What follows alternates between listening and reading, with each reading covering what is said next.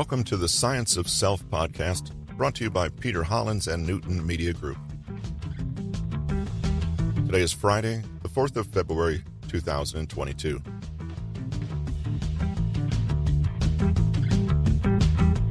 Our next habit that we discuss in developing 41 self-discipline habits from Peter Hollins' book is to have a healthy attitude toward control. Though there are things in life we never have control over, we're always in charge of our own reactions and actions. Try the Stoic exercise to help you identify what you can change, what you can't, and practice the wisdom it takes to know the difference. Determine what you can control. Self-discipline is all about that powerful shift in mindset that comes with realizing that we are in control of our lives. There's nobody else to blame, nothing stopping us, and no reason that we can't start right now to improve our situation. However, as with all things in life, balance is important.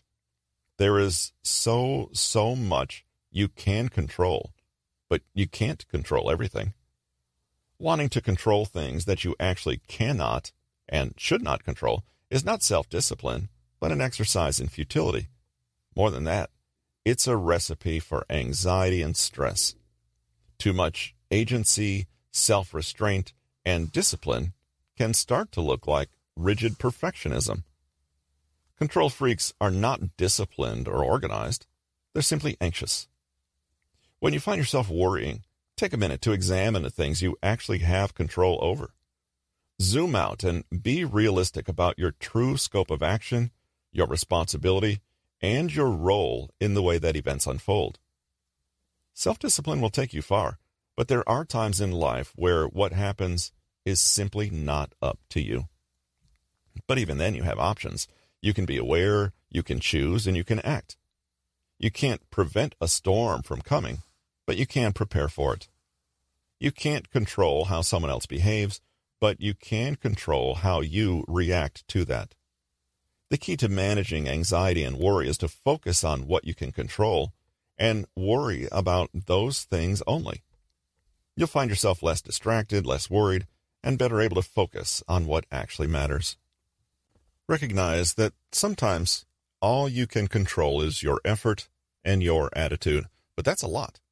When you invest your energy into the things you can control and pull it away from the things you can't, you'll be much more effective and your anxiety will dissipate. You'll be able to rest knowing that you're doing all that you can, and what else could you do? How to use this in your life immediately.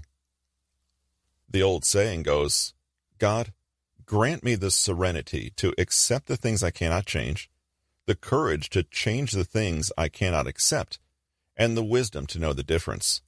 So, serenity, courage, and wisdom are needed. The ancient Stoics had a brilliant method for tackling anxiety, overthinking, and rumination. If you find yourself overcome with worry and anxiety, take it as a sign that you need to pause and have a look at your thoughts, feelings, and behaviors. Take a piece of paper and draw 3 columns. The first is titled, Things I Have Zero Control Over. The second is titled, Things I Have a Degree of Control Over. The last is titled, Things I Have Complete Control Over. Now take a moment to contemplate the issue that's stressing you out and pick it apart. Let's say you're nervous about an upcoming performance review and are worried about your future job security. Take your time filling out the columns, but be as truthful and realistic as possible. You cannot control the performance review that other people give you. You can nudge things this way or that way, depending on how you conduct yourself at the end of the year interview. And you can completely control your overall attitude, response, and future choices. You can control how you frame the situation, whether you blame yourself or others, and what you choose to learn from the situation.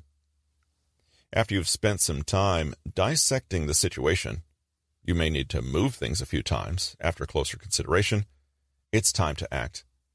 Remember that you have limited time, resources, energy, and willpower. Remember also that you have values and preferences and goals.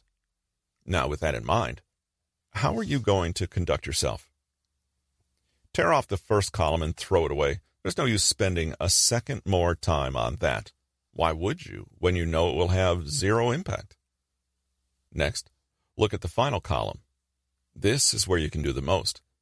Once you've acted to fully maximize on those things you can control, you can then look at the middle column and see how you can steer events somewhat.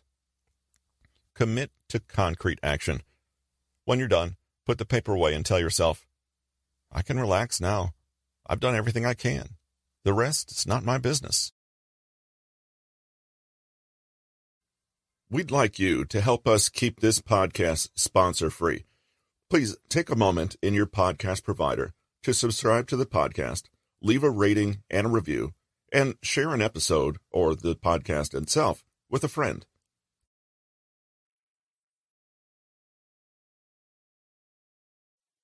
This has been 41 Self-Discipline Habits for Slackers, Avoiders, and Couch Potatoes, written by Peter Hollins, narrated by Russell Newton.